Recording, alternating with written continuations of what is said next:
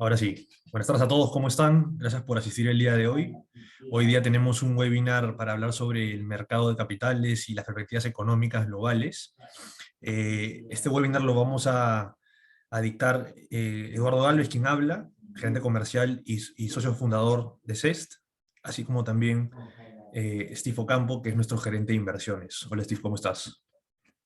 Hola Eduardo, hola a todos, muy buenas tardes. Bienvenidos a lo que hoy día voy a presentarles lo que serán las perspectivas económicas globales. Vamos a hablar un poco de todo, pero te dejo todavía para que hagas el disclaimer antes de entrar a la agenda, Eduardo.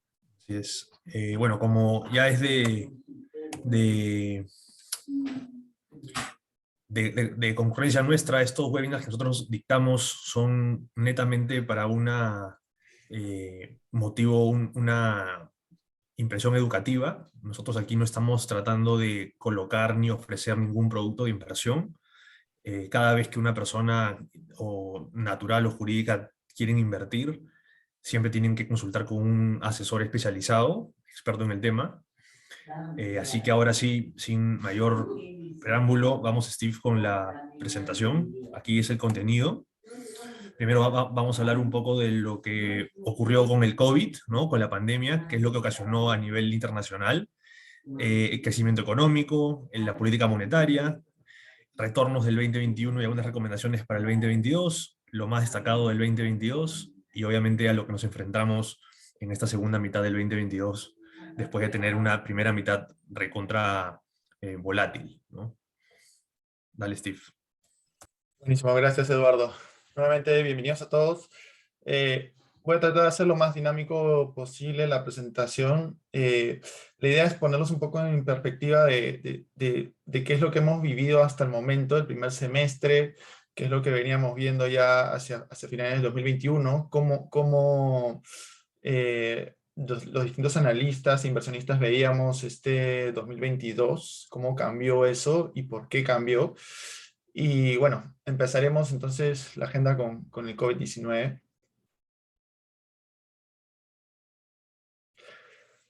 El COVID-19 al día de hoy en realidad es un tema que, y como todos los seres humanos nos adaptamos, en realidad todas las poblaciones se han adaptado a vivir con este virus, ¿no? Es un virus que gracias a las vacunas la mortalidad ha bajado tremendamente, sin embargo aún sigue siendo medio alto contagioso, dependiendo obviamente de la cepa. El día de hoy estamos viviendo la cuarta ola en distintas partes del mundo, incluido el Perú, pero lo más, digamos, destacado que tiene un impacto o que ha tenido un impacto relevante en los últimos meses viene a ser la cuarta ola en China, ¿no? En China, en realidad, la verdad que las olas han sido pequeñas en relativo a otras partes del mundo, por lo agresivo que ellos han sido con sus planes de contención, con su política de COVID-0. Sin embargo, es una política poco ortodoxa que frena básicamente el crecimiento de manera muy brusca, y eso preocupa obviamente a los mercados cuando estamos en un mercado débil en términos de crecimiento económico, y de hecho parando a China un mes sí tiene un impacto significativo en la economía china, y no solamente en la economía china, sino a nivel mundial. Entonces, digamos, el COVID, para resumirlo, normalmente no es que haya tenido, ya no tiene una relevancia grande en el mercado, pero particularmente la política de COVID-0 y los impactos de esa política en su economía es lo que sí ha tenido un impacto en los mercados en los últimos meses. Seguido, viendo los crecimientos económicos, esto es lo que en realidad vienen a ser los titulares de los últimos 3, 4 meses. En realidad, si uno ve los estimados del 2021, esos son los estimados de finales de año. La segunda columna en la que dice 2022 estimados, son los estimados que se tenía para el crecimiento 2022, en realidad entre diciembre y enero del año pasado y de este año.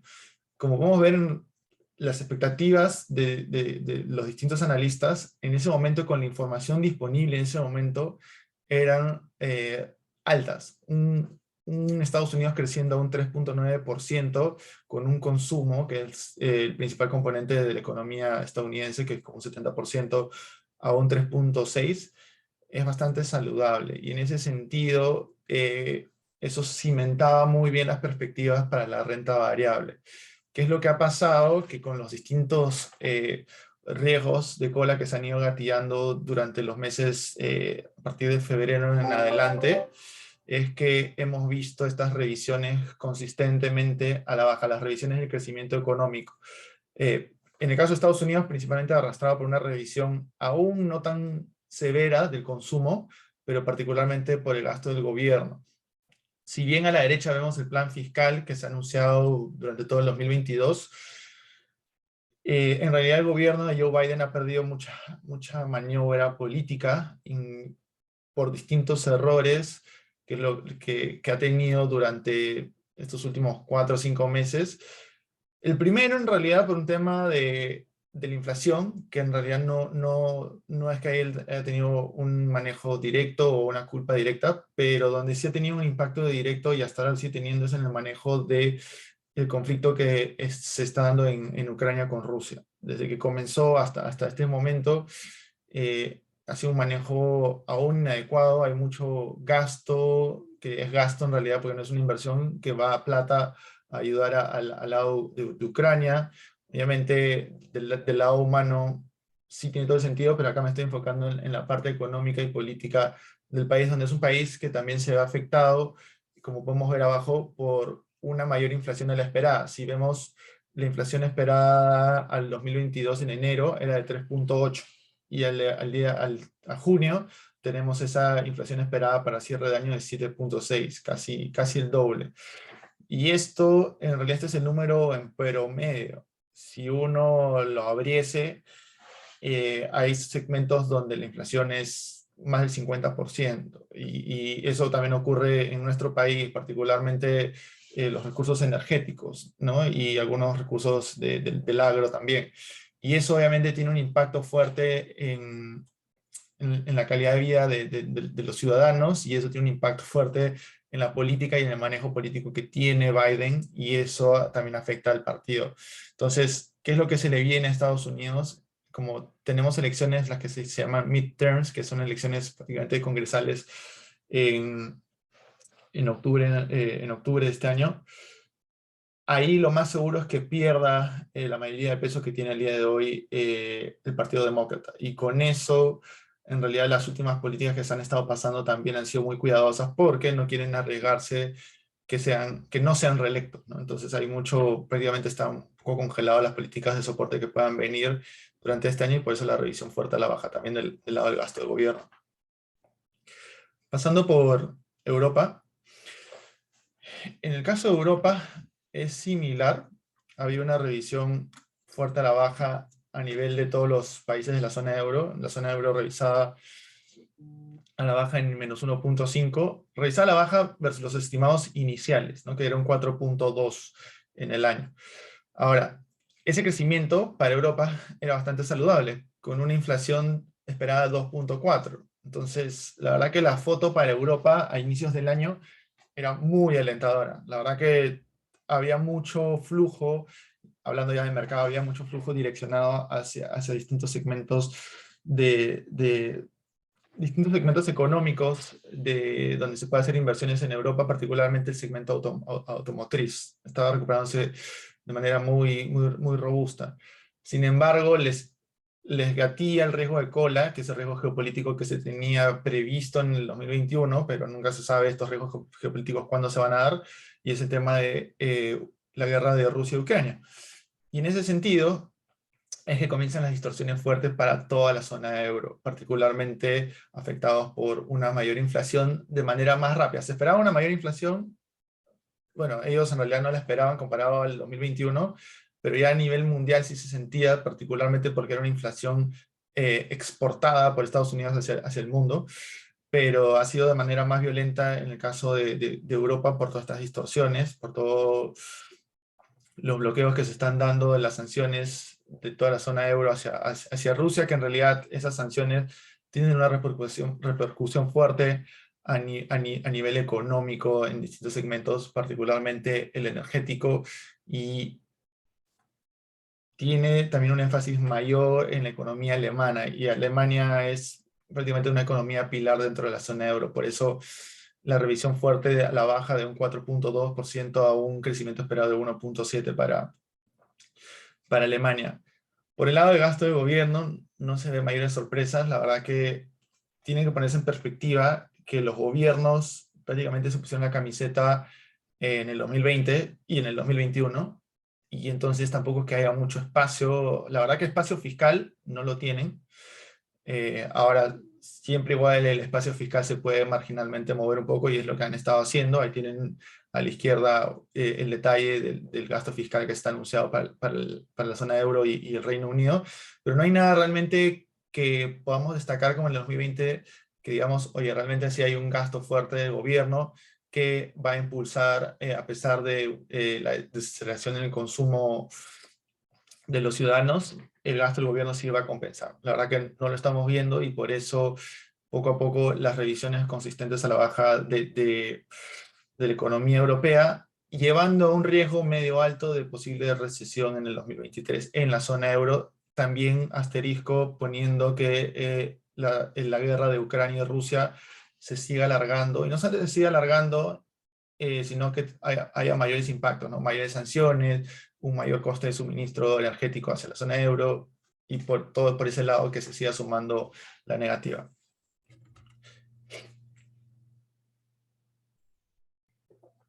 En el lado de China y Japón, comenzando por China, la imagen es similar en grandes rasgos. Hemos tenido también una revisión a la baja de los estimados crecimientos que se tenían.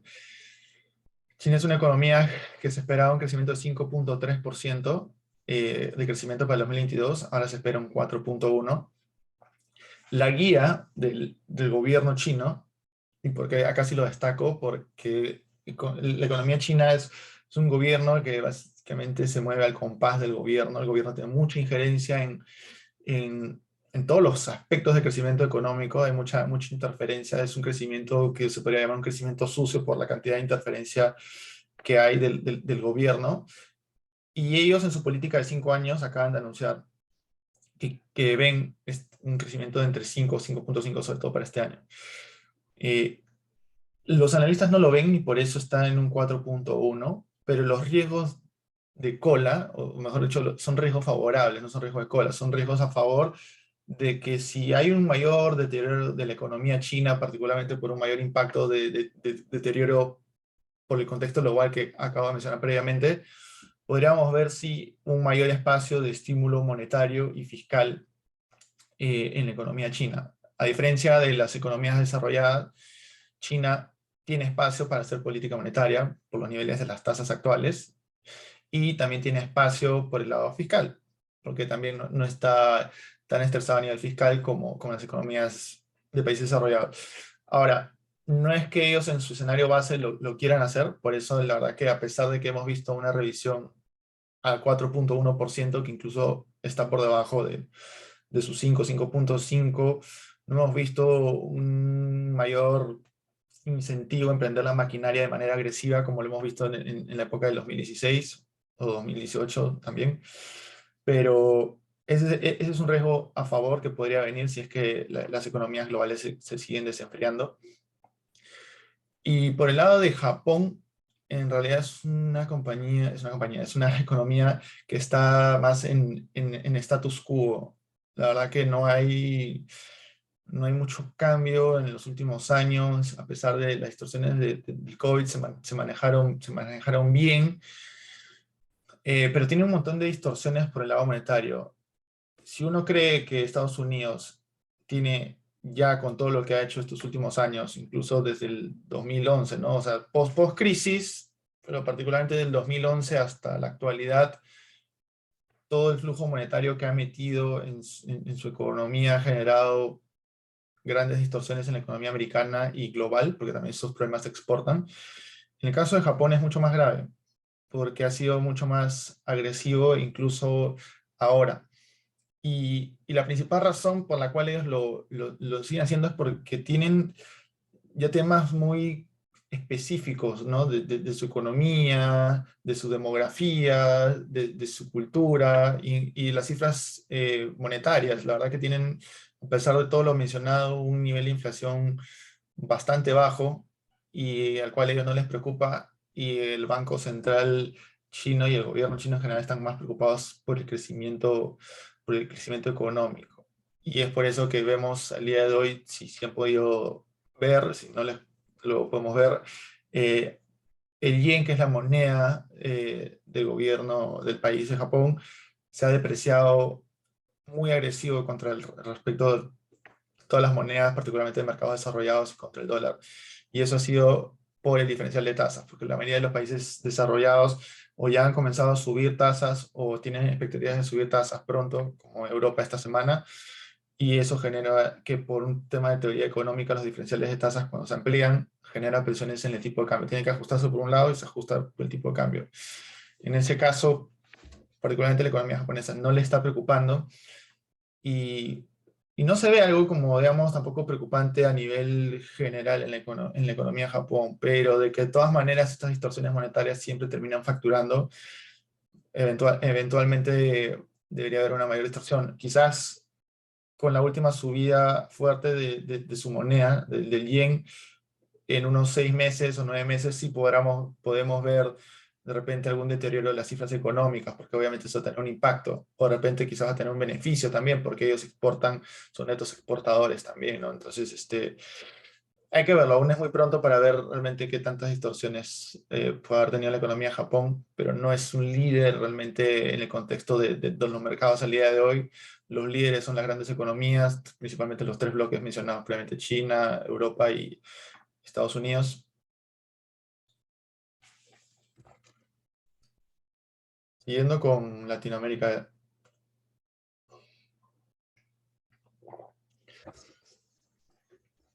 siguiendo con Latinoamérica, eh, acá ha sido más mixto las revisiones de crecimiento. La verdad que creo que los grandes perdedores han sido México y Perú. Perú y México particularmente sobreacentuado por el tema político, ¿no? Hay una incapacidad política que hace que el manejo ejecutivo sea torpe en el sentido que básicamente la economía yo la veo en un piloto automático. Realmente, en mi opinión personal, yo la veo, en caso de Perú, en piloto automático desde que explotó el tema de Odebrecht, que tuvo un impacto en PPK, pero desde que entró Vizcarra a la presidencia, ¿no? Entonces, desde ese momento, felizmente, el piloto automático de la economía peruana genera estas cifras de crecimiento que son más o menos entre 2 hasta 4%, pero es un crecimiento que no es realmente ni cerca al potencial de Perú, y tampoco es lo suficiente como para generar una gran cantidad de empleo y desarrollo económico hacia las clases más bajas para que sigan creciendo en el tiempo, ¿no? Entonces, la verdad que si seguimos en piloto automático por muchos años más, sí vamos a tener un impacto complicado en el mediano plazo, pero aún tenemos expectativas de que de repente pronto, si se adelantan las elecciones, si no de acá a unos 3 años, podamos ojalá tener un cambio de gobierno y habiendo aprendido las lecciones de este gobierno de izquierda. Pero bueno, regresando a la foto general de Latinoamérica, eh, más mixto, y muchos de estos cambios, por ejemplo, la Colombia más favorable por toda la subida del petróleo, eso le da un buen incentivo económico a Colombia, y por eso tenía una fuerte revisión al alza. Pero acá tener un cambio de gobierno, si bien habían miedos de que sea un gobierno más de izquierda, hasta ahora se está manejando más como de centro, dejando más la institucionalidad aún, pero aún es también relativamente pronto para tomar conclusiones adelantadas. Lo que se ve en América Latina, más allá de las cifras económicas que se estiman, hemos migrado de ser prácticamente un bloque de economía de derecha a ser un bloque de economía de centro a izquierda, ¿no? Solamente nos falta al día de hoy Brasil, que estaría entrando pronto en sus elecciones de fin de año. Lula aún sigue siendo favorito sobre Bolsonaro. y básicamente eso haría todo el bloque de las principales economías. Entonces hay aún mucha incertidumbre, e igual como los demás países desarrollados tenemos muchas distorsiones internas, ¿no? Por tema de la subida de tasas, que están buscando controlar la acelerada inflación que tenemos en los distintos países de Latinoamérica. Pero esa subida de tasas también va a generar un impacto en el crecimiento económico de mediano plazo, ¿no? Revisado acá unos 12 meses, si podemos tener una desaceleración por ese lado. Entonces, escenario complicado y muy dependiente finalmente al tema del desarrollo de los precios de los commodities, tanto minerales como energéticos como agrícolas, ¿no? Dependiendo de qué economía veamos. Eso sería para Latinoamérica. Yendo al tema de política monetaria, acá mi idea es siempre traerlos en perspectiva de qué es lo que están viendo los principales actores del mercado, y hemos pasado por COVID, hemos pasado por crecimientos económicos y ahora estamos entrando al tema monetario. Y esta es una principal variable que era un riesgo totalmente identificado en el 2021. Lo van a ver en la balanza de riesgos. Todos sabíamos que en el 2022 íbamos a enfrentar un ciclo de subida de tasas. Sin embargo, no de la forma en que está ocurriendo. Eso ha sido el riesgo de cola, y principalmente acentuado por el tema de la guerra de Ucrania y Rusia. ¿Por qué el tema de la guerra de Ucrania y Rusia ha sobreacentuado este ciclo de subida de tasas? Porque esas distorsiones, ese conflicto ha generado distorsiones en los recursos energéticos y agrícolas, particularmente en esa zona, pero que también se exporta a nivel global, sumado a que han habido factores climatológicos en distintas partes del mundo, que eso también ha afectado a la parte agrícola y ha reducido un poco la oferta, disparando aún más los precios y generando también que muchos países sean más o retornen a medidas proteccionistas donde hagan cuotas máximas de exportación de sus recursos agrícolas particularmente. Entonces, toda esta bola de nieve ha sobreacentuado el riesgo inflacionario, no solamente el riesgo, sino la cifra inflacionaria, que es la que podemos ver ahí, que estamos mostrando, y finalmente esto poniendo mayor presión en los bancos centrales para buscar no bajar la inflación, porque en realidad ellos no bajan la inflación subiendo la tasa directamente, sino cuál es el mecanismo de transmisión, es que ellos modulan las expectativas de mediano plazo, ¿no? Entonces, siendo más agresivos con su ciclo de subida de tasas, buscan modular las expectativas de inflación o por lo menos anclarlas. Y eso es lo que buscan, ¿no? Que se dé ese entorno de mediano plazo de estabilidad a nivel de precios. Y eso es, en el corto plazo subimos para lograr eso. Y eso es lo que se está viendo, se ha visto en los últimos 3 o 4 meses a nivel de mercado. Mucha presión por la subida de tasas, muchos miedos de que aún el tema inflacionario no ha frenado, y este riesgo sigue siendo un riesgo latente en el corto plazo.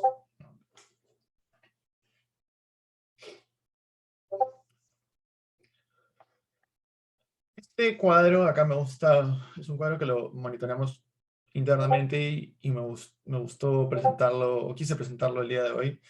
Eh, Básicamente la flecha verde que dice Dove significa todos los miembros de la Fed que tienen un sesgo de política monetaria más laxa, que se llama Dovish, y Hawk viene a ser la contraposición. Son los miembros que, por su estilo de análisis económico, de perspectivas económicas, son más agresivos con el tema de política monetaria. Eh, entonces, en ese sentido, ¿por qué los diferenciamos? Porque, como he mencionado que es un riesgo, el tema aún de la presión en subida de tasas, acá la idea es tener identificado en el corto plazo hacia dónde está mirando este comité.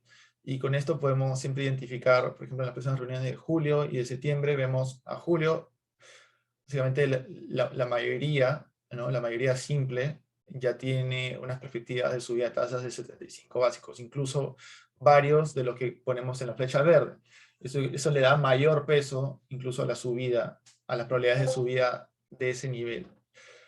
¿Por qué es importante? Porque si comenzamos a ver, bueno, la reunión es en realidad en la próxima semana, fines de la próxima semana, Pero si comenzáramos a ver que esto comienza a subir, a subir, a subir, eso pone una presión más en los mercados de corto plazo. Entonces, miramos septiembre, y septiembre también vemos que por lo menos se espera medio punto porcentual de subida de tasas.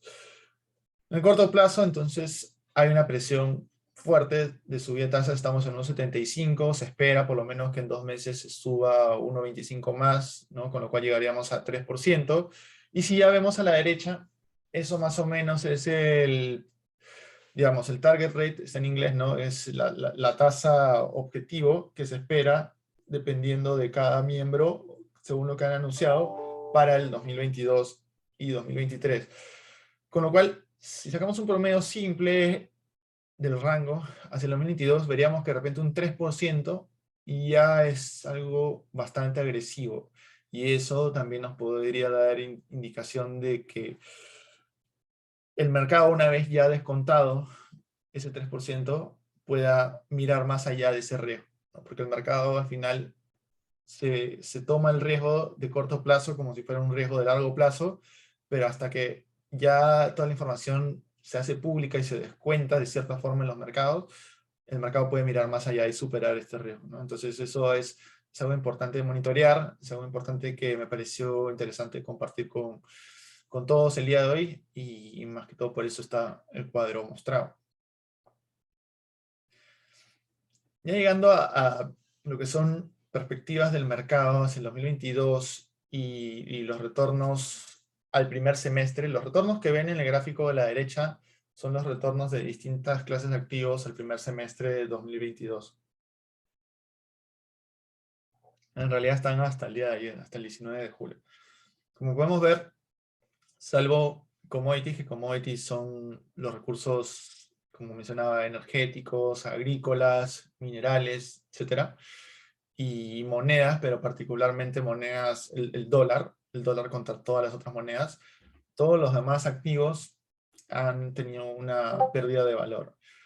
Llama la atención identificar que la pérdida de valor en activos como la renta fija, que son los dos primeros que dice el Tesoro de 10 años y el crédito corporativo, ha sido no menor, ¿no? Un -11, un -12% es algo que uno normalmente en la renta fija es casi impensado, la verdad, porque obviamente es un activo mucho más estable, pero ha sido gatillado por lo mencionado de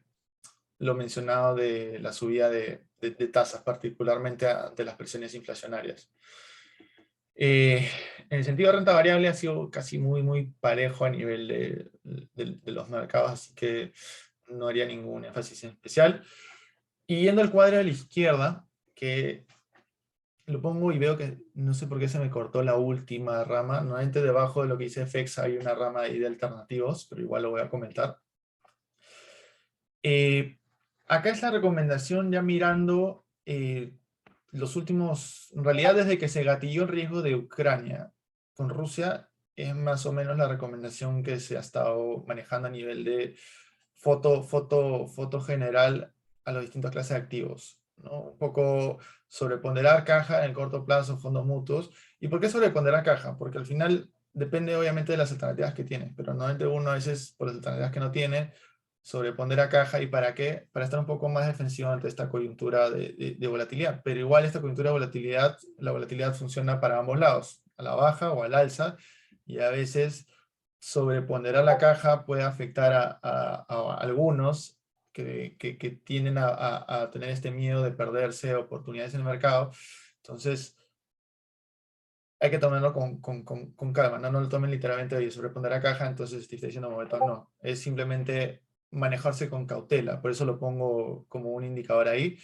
Y ya viendo los demás activos, la renta fija, bueno, subponderar como clase de activo, por lo que hemos mencionado, el riesgo de inflación tiene en este caso un impacto muy agresivo a lo que se espera en el contexto de subida de tasas, y eso, como hemos visto al día de hoy, ya ha afectado un -11, -12%. Se espera que pueda haber un poco más de daño, de repente un -4, -5% más, entonces por eso es la subponderación.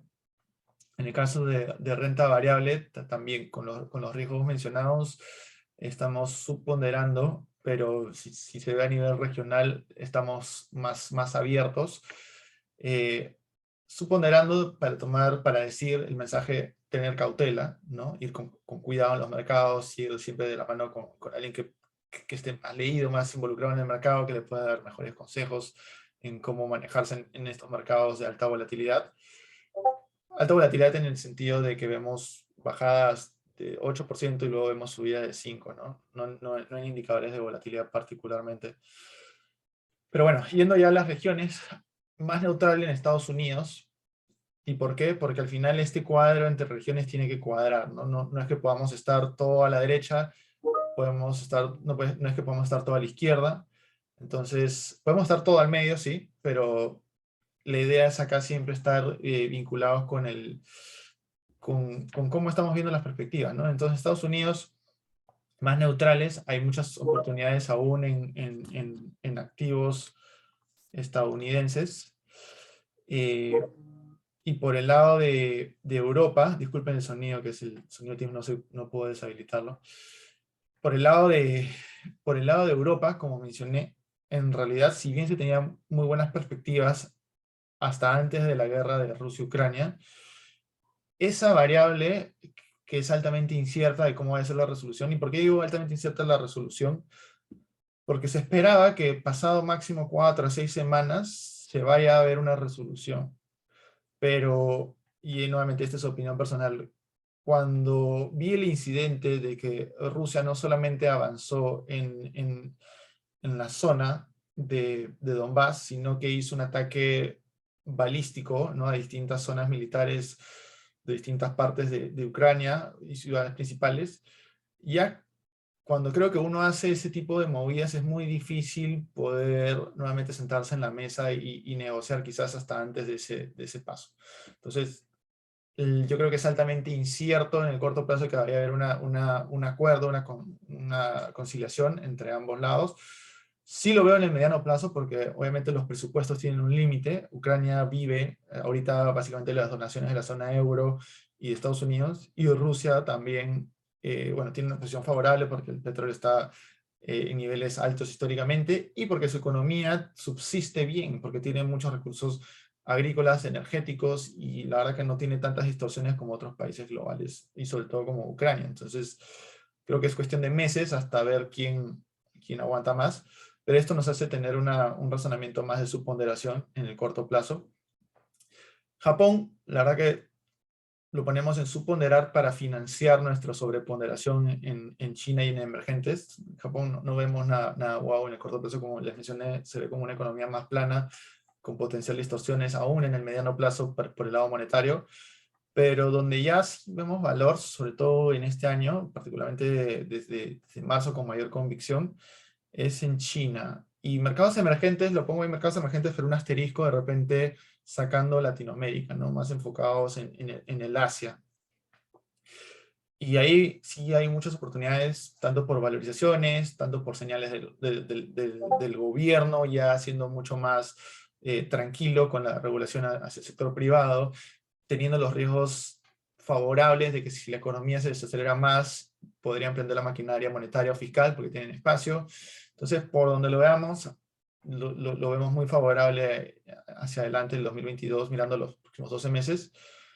Términos de monedas, responde un poco al tema económico, sobreponderar el dólar contra estas dos monedas, el euro y el yen.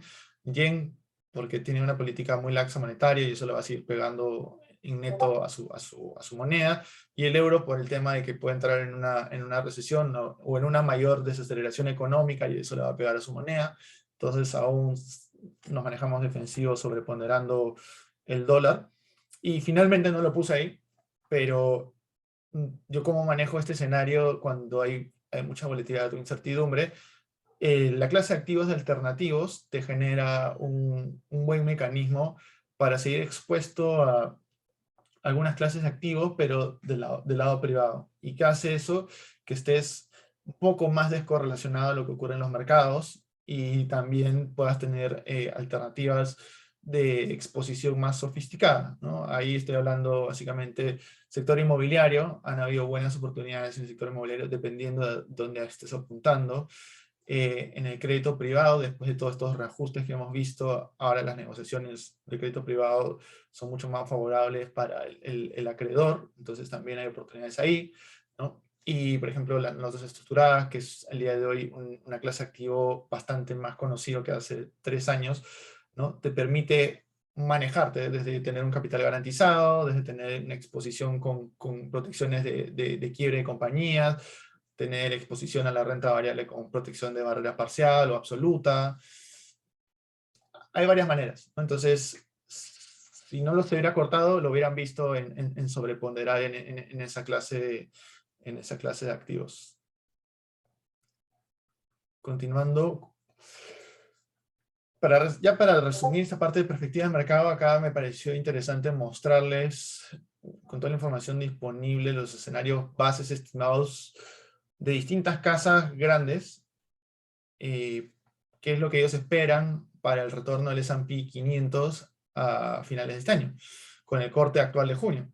Y si calculamos al lado derecho, la última columna, vemos que a los niveles que nos encontramos, básicamente es un escenario asimétrico, ¿no? No es que los riesgos hayan pasado, pero acá entra a entender, oye, si yo soy un inversionista de largo plazo y tengo ya estos estimados, sí sería un buen momento de ir armando posiciones, si es que no he estado armando ya con cada caída, ¿no?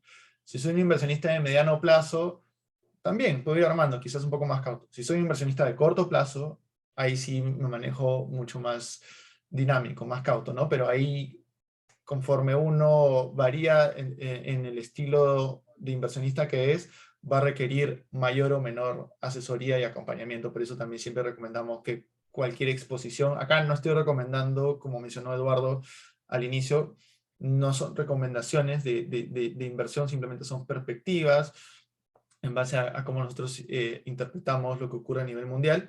Son perspectivas, información que ponemos de manera educativa para que ustedes puedan hacer su propio análisis luego y tomar sus propias conclusiones. Pero quería enfatizar que al día de hoy los analistas se ve asimétricamente favorable en una exposición en la renta variable. Seguimos, Eduardo.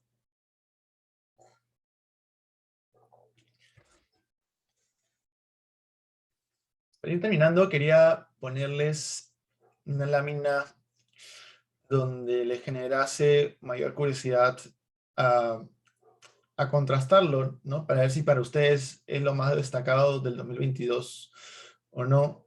Y para mí este es un resumen de lo más destacado porque han sido, la verdad que el 2022 ha sido un año de riesgos de cola bastante importantes, que de la corrección que tuvimos entre enero y febrero hizo que estos riesgos que estallaron entre febrero y marzo, la corrección no fuese una simple corrección, sino fuese un cambio de tendencia de corto plazo.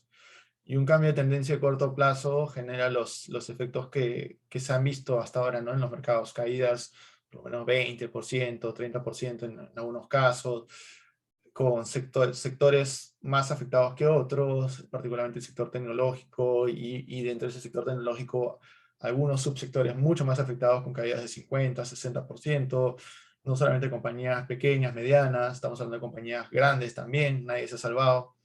Entonces, ese es el resumen, pero en el resumen destacar, ¿no? El conflicto de Rusia-Ucrania para mí ha sido clave en este cambio de tendencia de corto plazo a la baja. Las sanciones ineficientes, innecesarias, pero innecesarias en el sentido de que hayan tenido o que vayan a tener algún efecto, pero del lado político eran totalmente necesarias.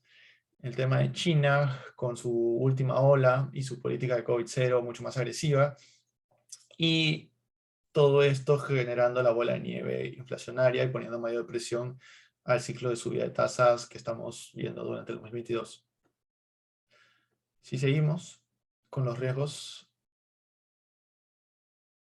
estos son los riesgos que esperábamos a inicios del 2021 2022 y los que vimos en 2021.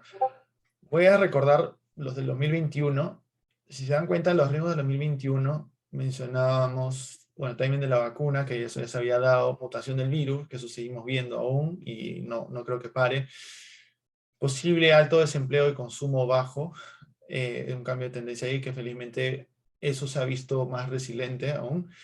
Y los riesgos políticos y geopolíticos que estaban prácticamente muy bajos, ¿no? O sea, se sabía, se tenían notificados, pero no estaban dentro de los escenarios base en general de lo que estaba viendo el mercado. Los geopolíticos y la inflación muy fuerte. Estaba incorporada una inflación media, pero no una inflación muy fuerte como la que estamos viendo. Y ya en el primer semestre sí vemos los riesgos titulares, la mutación del virus, particularmente en el lado de China, ¿no? que está fuera de control, o sea, está controlado, pero fuera de control, teniendo un impacto en su economía. Titulares de recesión económica, aún no tenemos recesión económica técnica, pero estamos viendo una desaceleración consistente a nivel global, persistencia de la alta inflación, aún no vemos picos de inflación, y vemos que una inflación es guiada al alza particularmente por el tema del petróleo, y eso vinculado a los riesgos geopolíticos que aún siguen. Está Rusia, tenemos otro riesgo que es el de China y Taiwán, que como todos estos riesgos geopolíticos solamente podemos nombrarlos, pero no sabemos cuándo realmente se puedan gatillar. Tenemos el impacto de las políticas monetarias contractivas aún, la polarización política que mencioné en países emergentes, pero particularmente en Latinoamérica, las elecciones congresales en Estados Unidos. Y esto es un poco la balanza que se ha visto en el primer semestre y en el 2021. Y en la siguiente lámina les pongo, ya haciendo este corte, ¿no? Eso es todo lo que se ha visto. Haciendo ese corte, ¿cuáles son los riesgos que nos quedan? Y podemos ver que son muy similares. Quizás el único que no estaba similar y que es un riesgo relevante a corto plazo es el tercer riesgo, que es caída de márgenes corporativos. Y esto es, digamos, la cereza encima del pastel. ¿Por qué? Porque todas estas distorsiones o todos estos efectos económicos que hemos estado viendo, consecuencia de la inflación y las revisiones a la baja económica, no lo hemos estado viendo en el segmento corporativo. De hecho, hemos visto un segmento corporativo bastante resiliente, lo cual ha sido bastante bueno. Pero eso no significa que el primer trimestre pasaron la prueba, pero el contexto siguió empeorando. Ahora este segundo trimestre, que es justamente ya empezaba la semana pasada, es donde da más miedo de que podamos ver una mayor sincerización de los resultados corporativos, no solamente los actuales, es decir, no solamente los del segundo trimestre, sino las perspectivas que las compañías tengan para su segundo semestre. Y esto es uno de los riesgos que internamente para nosotros es de mayor relevancia. En el gráfico de la derecha podemos ver una encuesta que hizo BlackRock a un muestreo distinto de inversionistas, donde cómo categorizan los principales riesgos, que están muy alineados a lo que hemos estado mencionando, y son los riesgos, la verdad, que nos van a acompañar en el resto del 2022, pero ahí sumaría el tercero, que les he escrito a la izquierda, ¿no? Que no está en esa tabla. Y eso sería lo que tenía preparado para todos ustedes. Acá abro el espacio y te pregunto a ti, Edu, si hay alguna pregunta de los oyentes. Entonces, Steve, sí, acá hay algunas preguntas. A ver, arrancamos. ¿Cuáles son todos los factores de la inflación en Europa? ¿Qué tiene que pasar para que se normalice? ¿Cuándo podría recuperarse? Bueno, la verdad que es una pregunta muy abierta por lo que he mencionado, ¿no? Ahorita Europa se podría solucionar el día de mañana en gran parte si es que hay una conciliación entre Ucrania y Rusia. Eso te cambia la figura en 180, lo que estás ahorita, o sea, te voltea así totalmente. Entonces, a ver, si lo dejamos en un escenario base, donde la guerra continúa por el resto del 2022, tranquilamente el deterioro que hemos visto en Europa pueda continuar. Entonces, no vería en ese escenario base una recuperación pronta de la economía europea. Al contrario, podría haber mayores preocupaciones y mayor revisiones a la baja de crecimiento económico. ¿Cómo se podría incluso acelerar este escenario negativo? Es alguna fricción adicional entre Rusia y el bloque europeo, como lo que ahora el bloque Rusia paró de suministrar el Nord Stream 1 por un tema de mantenimiento. Aún no se ha reabastecido, ahí está creo que operando al 20%. Entonces, ¿por qué no se ha reabastecido? Porque Rusia dice que envió una turbina a hacer mantenimiento o un aparato, un artefacto hacia Canadá y no ha sido regresado, porque no ha sido regresado por el tema de las sanciones, porque no le ha permitido regresar. Eso es lo que alega Rusia. Putin salió ayer a hablar, decir que en realidad Gazprom, que es obviamente la empresa nacional que ve toda la parte energética, está dispuesto a cumplir todos sus contratos, ¿no? Y que no ve ningún problema para hacerlo, pero mencionó este problema del tema de Canadá con la turbina. Aún no lo ha reabastecido y aún no se sabe qué sucede con la turbina, pero este tipo de problemas sí puede pesar particularmente en Alemania, y me enfatizo en Alemania, que Alemania recibe prácticamente como un 60-70% de recurso energético a través de Rusia. De que está buscando vías alternativas, la está buscando, pero eso, como cualquier plan de contingencia que no ha sido visto en su momento, va a tomar tiempo. Entonces, el escenario de corto plazo para Europa es complicado. No tengo perspectiva favorable de cuándo se va a cambiar, porque no sé cuándo puedan conciliar el tema de Rusia y Ucrania. Eso para mí va a ser un catalizador importante y un cambio estructural en nuevamente ver una recuperación en Europa. Esa sería un poco mi respuesta ante esa pregunta, Eduardo. Gracias, Steve. A ver, ¿vemos posible una estanflación? Esta inflación. No han dicho región específica, pero a lo mejor sí comentamos Estados Unidos y Europa, ¿no? Sí, a ver, una esta inflación como tal cual, bueno, Europa sí las probabilidades son muy altas, ¿no? Porque al final tenemos el escenario, o sea, veámoslo más que esta inflación, veamos inflación y veamos economía. Para no repetir en Europa todo lo que he mencionado, ¿no? En Europa el escenario de mayor probabilidad es que sí puedan entrar en una mayor desaceleración económica con posibilidad de una recesión al 2023. Dicho eso, ¿por qué entrarían en eso? Porque al final la guerra o la tensión entre Ucrania y Rusia persistiría. Y si eso persiste, a nivel de bloque, deberíamos esperar que la inflación siga más o menos elevada o generando presiones, tanto a nivel energético como a nivel agro, y eso distorsionando. Entonces, Europa sí podría entrar en un escenario hacia el 2023 en ese sentido. En el caso de Estados Unidos, la perspectiva inflacionaria no se tiene aún una previsión clara de cuándo va a parar. Yo creo que julio va a ser favorable, pero gracias a que el petróleo y algunos costos de fletes a nivel global han estado bajando en este mes, pero no sé si eso va a ser consistente en agosto, porque al final, ¿qué va a pasar? Que si el tema de Ucrania y Rusia pone mayor presión y se rompe la cadena con Europa, eso sí va a tener un impacto global, y puede ser que en agosto nuevamente veamos el precio del petróleo en 130. Eso puede ser un escenario. Ahora, dado que el escenario de inflación, principalmente la inflación headline, ¿no? La inflación, digamos, la principal, la que se ve nominal por todos, va a ser aún guiada por la parte energética. Es más difícil estimar cuándo podríamos ver este techo. Si sacamos esa parte, ¿no? La parte energética, las distorsiones de Europa, y nos enfocamos solamente en Estados Unidos, esas variables, sí se ve una inflación un poco ya más, se ve media alta, pero más plana, ¿no? Como que no siendo agresiva al alza, buscando quizás mantener estos niveles inflacionarios entre 5 o 6, y con posibilidad de sí ver hacia de repente hacia el tercer trimestre o más hacia el cuarto, una bajada en ese lado.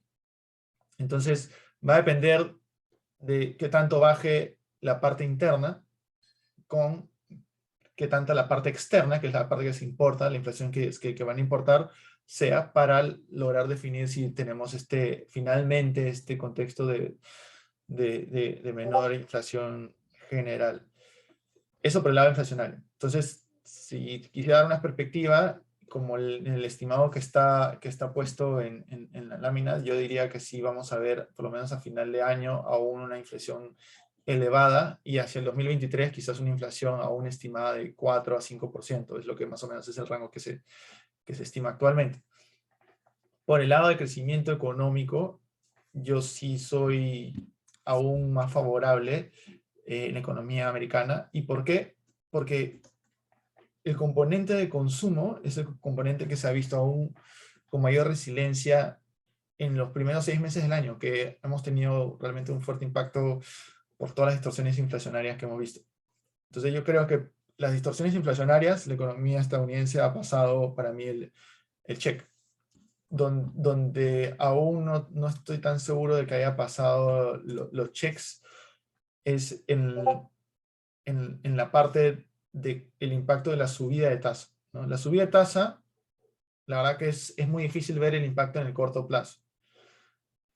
Yo sé que los economistas del mundo de inversiones hablan a corto, mediano plazo y cada uno define sus métricas, pero normalmente, hablando en teoría, la subida de tasas tienden a generar una presión o un movimiento en las economías con un rezago de 6 a 9 meses, dependiendo de qué tan buen mecanismo de transmisión tengan las economías, varía dependiendo de cada país. Pero más o menos en 6 a 9 meses. ¿Eso qué quiere decir?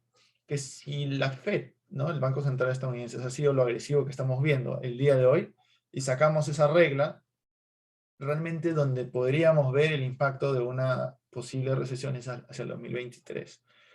Entonces, aún es muy pronto, porque yo sí he visto una resiliencia fuerte en el consumo, vemos una resiliencia fuerte aún en las cifras de desempleo. Entonces, estamos viendo con la información actual, mes a mes, una resiliencia importante, pero como les digo, falta ese segundo check, ¿no? Oye, que también de acá a unos 6 meses vamos a ver la economía siendo desacelerada por lo que acaba de hacer la Fed.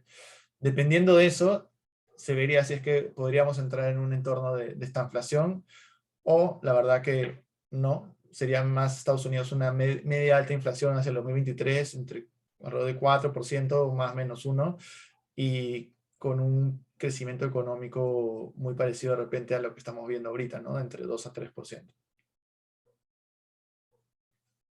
Gracias, Steve. Y bueno, una pregunta que vino más adelante. Entonces, la probabilidad de recesión en Estados Unidos para este año, ¿cómo lo vemos? No, para este año yo lo veo muy bajo. Es muy difícil. Ahora, voy a poner un hincapié porque casi piso el palito. Tengo un amigo que siempre hablamos de esto. Estados Unidos tuvo un dato, el primer dato del PBI trimestral lo tuvo negativo. Y lo tuvo negativo por un tema específico de distorsión en su balanza comercial por el tema que ocurrió en China con el cierre de todos los puertos que afectó a nivel global.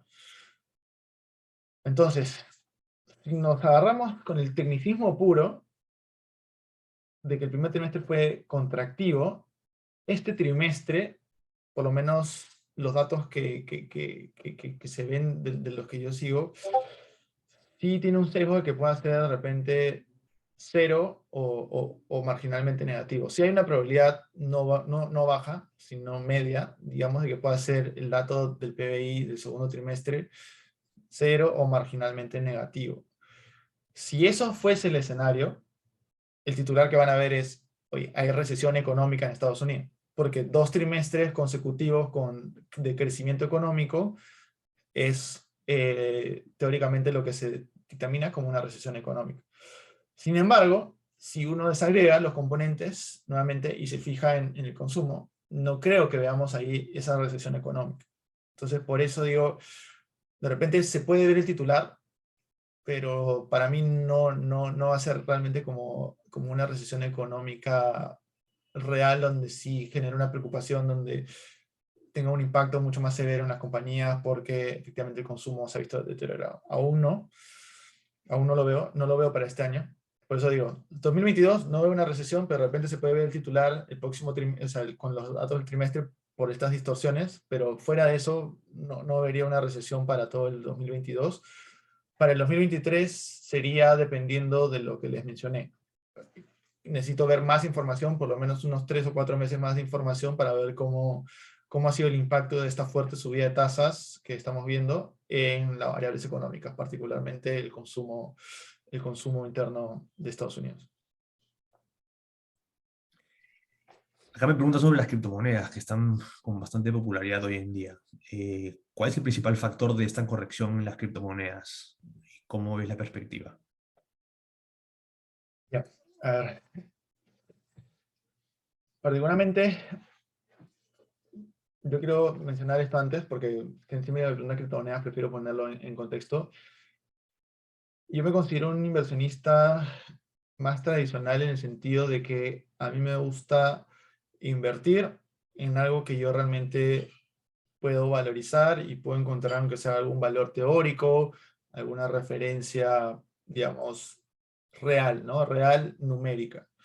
En caso de las criptomonedas, para mí es muy difícil hacer esto. Entonces, la verdad que no soy muy cercano a recomendar inversiones en criptomonedas. Respeto totalmente las opiniones que me dan sobre las criptomonedas. Pero dicho esto, sí estoy muy de cerca el mercado de criptomonedas porque obviamente es la evolución teórica, ¿no? Sea que funcione o no funcione, igual si no funcionan las criptomonedas, de repente va a venir algo que se llame, por inventarme, cripto 2.0, que va a ser las criptomonedas mejoradas. De que va a haber algo, en ese sentido va a haber algo, de que sobrevivan las monedas actuales, no lo sé, porque hay un montón, al día de hoy hay un montón, de las que a mí realmente me hacen sentido por lo menos seguir, es Bitcoin y Ethereum, las demás para mí no tengo mucha confianza en eso. Disculpen que siempre esta antesala, pero prefiero ser súper claro. Y ahora, ¿por qué se ha dado esta caída en las criptomonedas? No tengo una razón clara, tengo la razón por la cual me he ilustrado leyendo distintos artículos, haciendo el seguimiento al mercado de criptomonedas, porque les digo que le hago el seguimiento. Y dentro de eso, lo que he visto es que al final la criptomoneda no tiene un valor per se, ¿no? Al día de hoy. Es simplemente una apuesta de muy largo plazo. Y al hacer una apuesta de muy largo plazo, con el contexto de subidas, se ve como una compañía de alto crecimiento. Entonces, a ver, si análogamente yo les digo, oye, esta compañía, ¿no? Que se llama Bitcoin, no tiene utilidades para los próximos 3 años, pero a partir del cuarto año, en mi modelo, comienza a generar utilidades y después, a largo plazo, es una máquina en generar utilidad positiva. Yo cuando hago el modelo de ese tipo de compañías que en el corto plazo tienen utilidad neta negativa y están en un ciclo de inversión alto, van a ser muy sensibles su valor actual a la tasa que yo le descuento. Porque al final yo tengo que utilizar una tasa de descuento. Entonces, esa tasa que yo utilice de descuento no es la misma tasa que utilizaba hace un año. Simplemente por el hecho de todo lo mencionado en la parte monetaria, el ciclo de subida de tasas, yo casi más que he duplicado esa tasa, ¿no? Casi le he triplicado. Y eso es lo que ha pasado con las criptomonedas. Se han visto afectadas tal cual como unas compañías de alto crecimiento, sin un valor realmente que uno pueda computarizar, pero básicamente con esa relación teórica se han visto duramente afectadas a la baja, sumado a un sentimiento negativo correlacionado por los mercados de renta variable, ¿no? Como que las criptomonedas comienzan a caer, ven los mercados de renta variable aún cayendo, mucho miedo, mucho pánico, simplemente genera esa bola de nieve aún de pánico y hemos visto toda esta caída. Si me preguntan ahora a alguien cuándo lo veo subiendo, eso es, nuevamente, no lo tengo muy claro por el hecho de no tener un valor, pero yo lo que les podría aconsejar es, antes de invertir en una criptomoneda o en las criptos tal cual, creo yo que en el mercado de renta variable, con las correcciones que hemos visto, hay mucho potencial, incluso mayor potencial en algunas compañías, que ustedes van a poder valorizar, ¿no? Y tener un valor mucho más tangible que el hecho de apostar a una criptomoneda. Entonces sería mi recomendación final en ese aspecto. Gracias, Steve. De continuar todas todos los factores que obviamente están molestando el tema de la inflación, incrementándola, el tema de los commodities. eh, ¿Cuál es la moneda de refugio? hoy en día? El dólar por excelencia es la moneda de refugio teóricamente. Antes era el dólar y el oro. El oro ha perdido un poco ese patrón y hemos visto que al día de hoy es el dólar. El dólar es el claro ganador. O sea, si uno hace una regresión y ve, la verdad que es el principal resguardo. Y eso es un aliciente o un mitigante también para los mercados bursátiles americanos, por el hecho de tener ese refugio en dólar ayuda a traer más flujos al mercado americano. Sin embargo, acá siempre está el truquito. Sin embargo, una subida muy agresiva del dólar pone presión a muchas compañías americanas, ya que operan a nivel global. Entonces, ahí también hay mucha presión en los resultados corporativos. Por eso, como les mencionaba antes, dentro de los riesgos de los resultados corporativos de este trimestre, también se espera que pueda haber un impacto por el efecto de traslación de las monedas. ¿Ya? Eso es algo importante. Pero, nuevamente, respondiendo a tu pregunta, Eduardo, es el dólar por excelencia el día de hoy. Hablando de China, hemos comentado que por la política cero han entrado en cuarentena varias ciudades, ¿no? Y algunos distritos focalizados. Pero, ¿qué puedes opinar de la burbuja inmobiliaria? La burbuja inmobiliaria es algo no nuevo dentro de la economía china. Ni siquiera es algo del 2021. Yo creo que es algo incluso podríamos hablar del 2016, 2017. Ellos creo que es bueno, es la segunda vez que pasan un momento alto de estrés que tiene un impacto global. En este caso, a diferencia de la primera vez, ha sido un impacto menor. Yo como 2022 veo mucho ya descontado en el 2021. Me refiero descontado en el crecimiento económico que impactó negativamente en el 2021.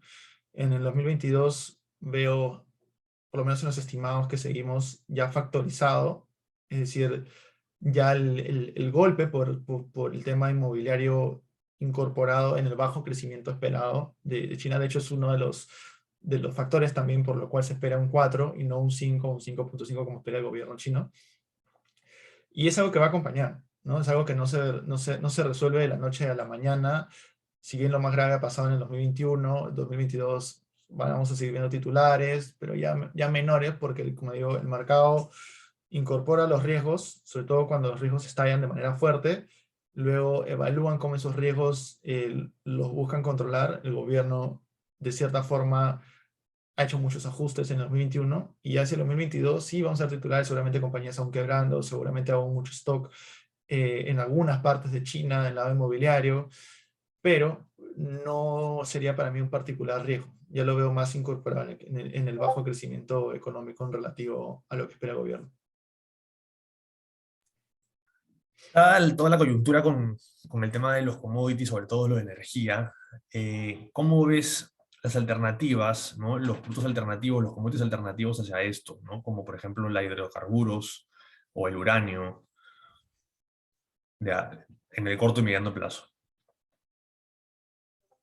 Gracias, Eduardo. La verdad que no soy un experto en estos commodities, no tendría una respuesta válida, así que bueno, de lo poco que sé en ese lado son mercados bastante volátiles, bastante futurísticos en ese sentido, porque es algo que se está utilizando y se va a utilizar con mayor necesidad, pero la verdad que no tendría una opinión, no, simplemente recomendaría cautela, así como, y ser honesto, ¿no? Pues son mercados complejos, son mercados que hay que entender bien, bien, bien las dinámicas. La verdad que no tendría una opinión sobre eso.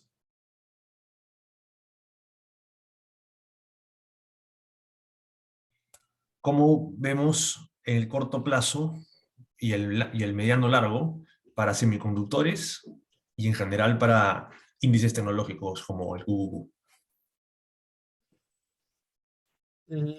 Largo plazo, al alza, ¿no? O sea, largo plazo, acuérdense que no sé si han visto la serie histórica del S&P, cualquier serie histórica, cualquier mercado bursátil, a largo plazo todo es a la alza, ¿no? Y todo tiene un sentido nuevamente, es como nosotros con el COVID, ¿no? O sea, muchos especulando, y 2020 ya llegó el COVID, ¿no? Ya el fin de la raza humana, no vamos a volver a salir, todos siempre en las casas, ¿no? Etcétera, etcétera. Al final nos terminamos adaptando, evolucionamos, ¿no? Y seguimos. El mercado pasa lo mismo. El mercado es lo mismo. Puede pasar en corto plazo ruidos, distorsiones, ¿no? Miedos, pánicos, correcciones, que es lo que estamos viendo ahora.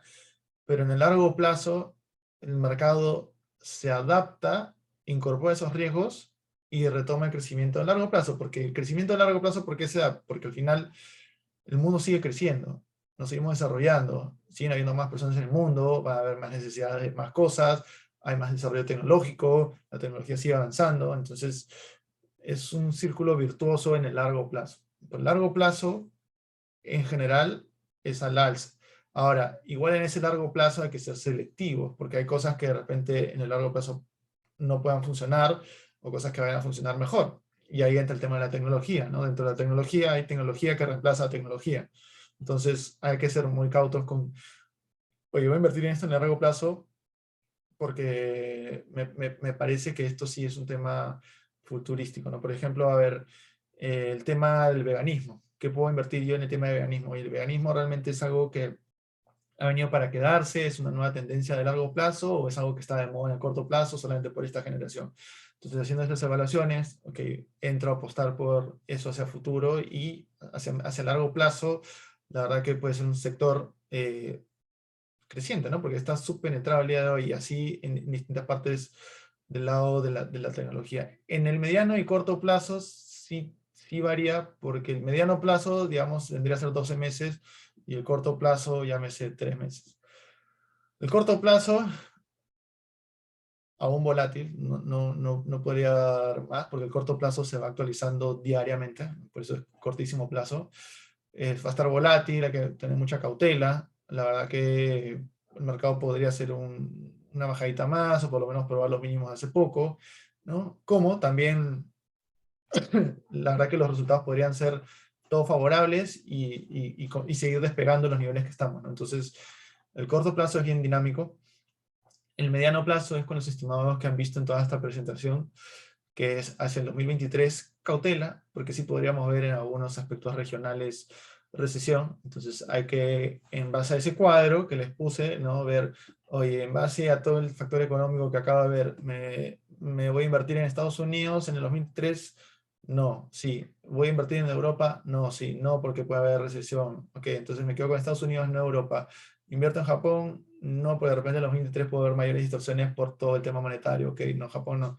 ¿Invierto en China? Sí, invierto en China, sí, porque tengo los vientos a favor, posiblemente mayor estímulo monetario, tengo un crecimiento aún favorable en relativo, tengo valorizaciones atractivas, etcétera, etcétera. Entonces, por eso la respuesta no te la podría dar corta a quien hizo esa pregunta, pero lo que quería dar en mi respuesta es un poco situarlo y cómo yo razonaría ante esta respuesta, ¿no? Caso particular.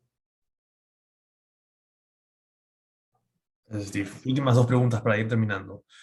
Estoy leyendo varias preguntas acá y estoy resumiéndolas porque varios preguntan algo muy parecido, ¿ya? Países como Rusia o China, que impulsan mucho el comercio de sus propias monedas, o el Bitcoin, por ejemplo, ¿no? Que cada vez se vuelve más popular para aceptar medios de pago o transacciones, eh, ponen en peligro la posición dominante del dólar en el corto plazo y en el largo, dado todas las distorsiones económicas que estamos viendo ahorita. La respuesta en corto es sí, ¿no? Pone en peligro, sí, claro, es como, es una nueva tecnología que en teoría viene a buscar la misma funcionalidad que algo que ya se utiliza, pero no va a ser tan rápido, ¿no? ¿Y por qué? Porque, a ver, esto es un tema general, como yo lo veo, ¿no? Es un tema generacional. ¿Quiénes son los mayores propulsores de las criptomonedas o monedas digitales? Son personas como jóvenes, ¿no? Alrededor de 30 años, 30 siendo, digamos, ya un viejo, ¿no? Mayormente gente de entre 25 y 30, ese es el universo más de adeptos de criptomonedas, con mucho desarrollo en distintas partes de criptomonedas, blockchains, trading, etcétera, etcétera. Entonces, hasta que esas personas, por lo menos, como lo veo, tengan una cierta edad para tener un mayor peso en el manejo político de los países, no, tranquilamente estamos hablando de unos 20, 30 años, ¿no? Y por eso lo veo más de lento. En el corto plazo, bueno, en el mediano plazo lo veo volátil. Por ejemplo, hoy día, me imagino, no muchos habrán visto, salió los resultados de Tesla, pero más allá de los resultados de Tesla, lo que me parece más interesante es que Tesla vendió gran parte de su exposición a criptomonedas que tenía en Bitcoin.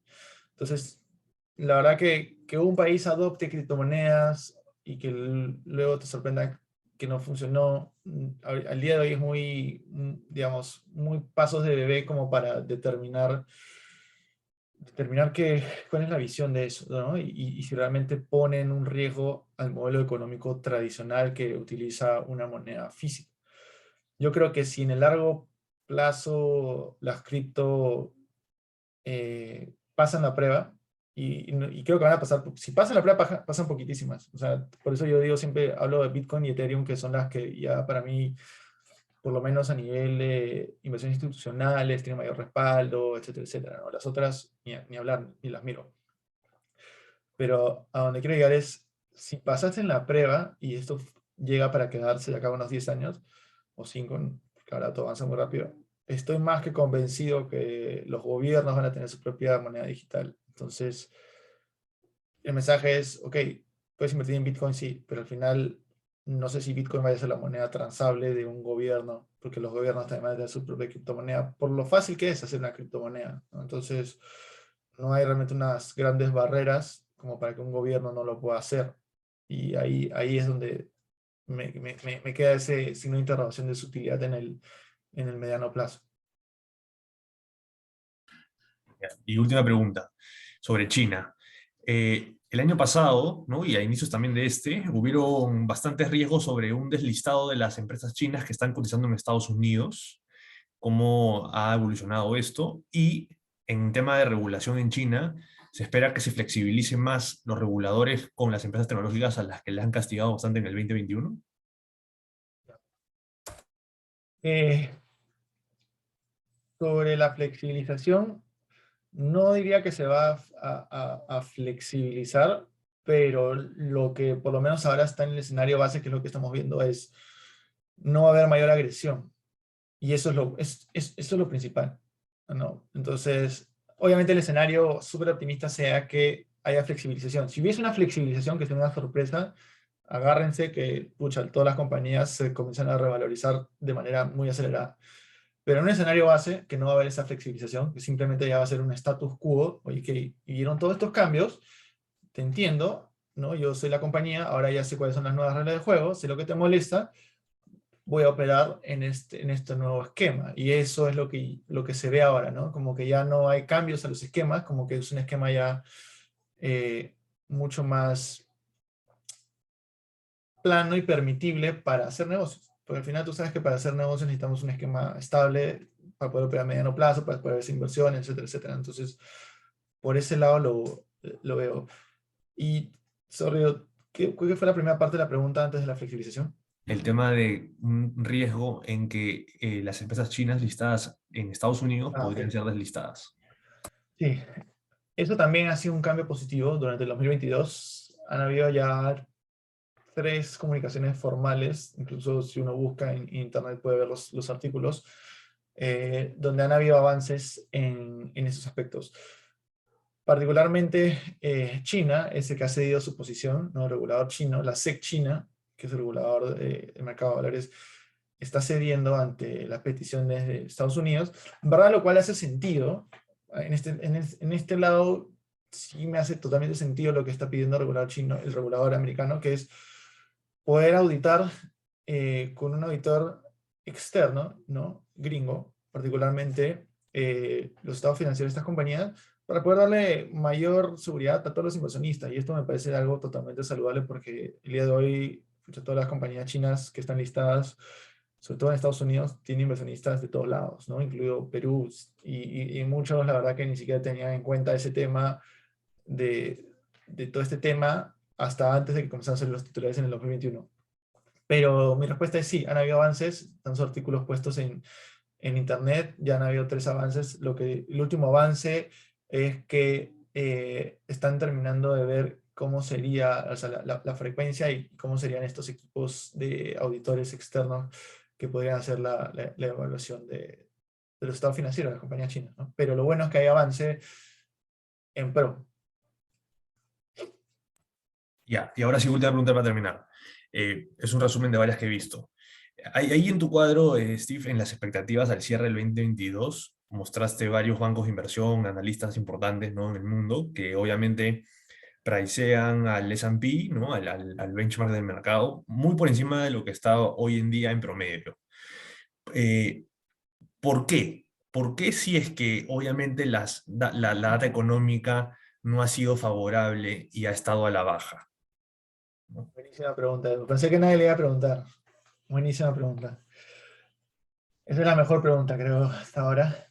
El por qué es porque, de cierta forma lo dije en la presentación. A ver, los mercados, al final, uno tiene que ponerse a pensar quiénes están detrás de los mercados, ¿no? ¿Quiénes son los que hacen el mercado? Y son instituciones grandes y medianas y pequeñas, pero ¿quiénes están detrás de esas instituciones? Al final son, bueno, al día de hoy aún seguimos siendo la mayoría humanos, ¿no? Y dentro de los humanos, nuevamente está lo que les mencioné, el tema de adaptación. Entonces, a lo que quiero llegar es un tema más eh, psicológico detrás. Cuando están todos los riesgos magnificados, el mercado tiembla, y es lo que hemos visto. Sin embargo, cuando los riesgos a futuro comienzan a ser menores o ya estables, el mercado simplemente ya los incorpora. Entonces tú dices, se acostumbra y se adapta. Oye, yo ya me adapté, por eso yo les decía, el mercado ya se adaptó a un tema de inflación media alta. Para mí ese no ha sido el gran problema de la caída, porque si hubiéramos visto una inflación en 5 o 7% oscilar durante el 2022, no hubiese sido el gran factor. El problema ha sido la sorpresa negativa, y esa sorpresa negativa que abre una arista de incertidumbre sobre, ok, este mes me das una inflación que sí puede ser baja en relativo al mes pasado porque efectivamente el petróleo ha corregido. Pero de repente el próximo mes Europa me sale con algo más agresivo en las sanciones y Rusia se molesta y corta todo el suministro y eso hace que el precio del petróleo se vaya a 140. Entonces tengo ese riesgo que aún no lo puedo controlar, medir, pero es un riesgo de cola. Entonces, lo que estos analistas están poniendo acá, en estos estimados del cierre, es ya una superación de los principales riesgos. Y los principales riesgos son los que hemos mencionado, ¿no? Inflación, ciclo de subida de tasas y bueno, los riesgos geopolíticos. El riesgo geopolítico, superación, viene a ser que nosotros ya de cierta forma no nos genera, y es un poco penoso como suena, pero así es, a nivel de mercado ya nos suena titular ver un misil más de Rusia o ver un contraataque de Ucrania. Entonces, realmente el mercado eso ya lo incorporó. El ciclo de subida de tasas puede ser que con la subida agresiva que veamos ahora en julio, sea la más agresiva y eso llevando nuevamente a lo que les mencioné en la última columna, ¿no? Que estemos en el nivel de 3% esperado ya para el año con la subida de agosto. Entonces ya, si estamos en ese nivel, de repente, con un dato de inflación más tranquilo, ok, puedo maniobrar el riesgo de inflación y el ciclo de subida de tasas y puedo comenzar a ver a las compañías nuevamente. Cuando ya tengo los riesgos macro más tranquilos, comienzo a ver las compañías nuevamente. Y viendo las compañías, la verdad que sí, sobre todo en el segmento de alto y mediano crecimiento, hay muchas compañías que su valorización se ha visto duramente afectada. Entonces, es ahí donde los analistas dicen, oye, esto no hace sentido porque estas compañías sí espero que las utilidades sigan creciendo a tal nivel y con esta utilidad creciendo a tal nivel en el 2022, me da que sumando las 500 compañías del S&P debería tener estos niveles estimados de retorno. Entonces, sus niveles estimados de retorno sí son optimistas al cierre. Esto es el cierre, ¿no? Esto es el cierre. Esto es lo malo de los estimados, ¿no? Porque uno tiende, o sea, ellos son obligados a dar el estimado es al cierre, pero de repente no me sorprendería que si llegamos a un 4.300, oye, el mercado nuevamente pueda caer, porque ya llegó el 4.300 y muchos esperan 4.300 y ya no van a esperar a esperar el 4.800, van a tomar su dinero y van a salir. Entonces, por eso digo, es muy, muy dinámico, pero sí son estimados que son posibles. Yo también comparto una opinión, más allá de un nivel, nosotros compartimos una opinión más favorable aún en el segundo semestre, porque nuevamente no vemos una recesión en el 2022, vemos una resiliencia importante en el consumo, sobre todo en Estados Unidos.